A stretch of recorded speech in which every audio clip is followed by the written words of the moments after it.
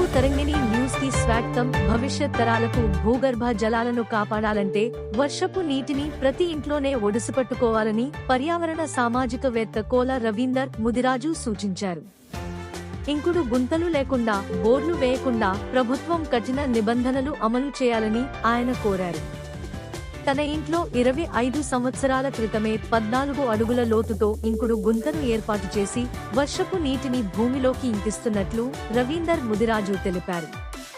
ప్రతి సంవత్సరం మేడపై నుంచి వచ్చే మట్టి, దుమ్ము, ఇతర వ్యర్థాలు ఇంకుడు గుంతలో పేరుకుపోతాయని, వాటిని తొలగించి తిరిగి ఇసుకను నింపుతూ నిర్వహణ చేస్తున్నట్లు వివరించారు.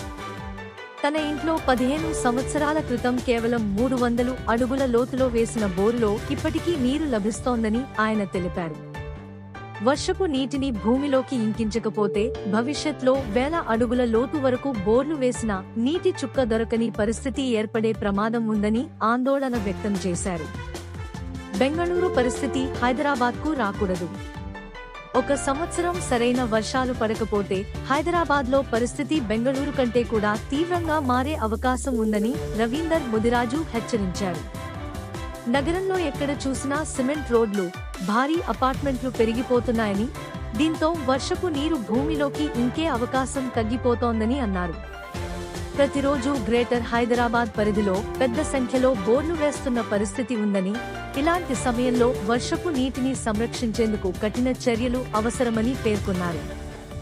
ఇంకుడు గుంత ఉంటేనే బోర్కు అనుమతి ఇవ్వాలి. కొత్తగా బోరు వేయాలంటే ముందుగా ఇంటి లేదా భవనం పరిధిలో ఇంకుడు గుంత ఉండేలా నిబంధన విధించాలని ఆయన డిమాండ్ చేశారు. బోరు వేస్తున్న సమయంలో ఒక్క చుక్క నీరు కూడా రోడ్డుపైకి రాకుండా చర్యలు తీసుకోవాలని రాష్ట్ర ప్రభుత్వం, రెవెన్యూ, నీటిపారుదల శాఖలు, బోర్ మోటార్ నిర్వాహకులు, అసోసియేషన్లు ప్రత్యేక దృష్టి పెట్టాలని కోరారు. ఇంకుడు గుంత లేకుండా బోరు వేసిన వారిపై కఠిన చర్యలు తీసుకోవాలని, అవసరమైతే బోర్ మోటార్ను సీజ్ చేసి కనీసం 1 లక్ష రూపాయలు జరిమానా విధించాలని సూచించారు. గతంలో నిర్మించ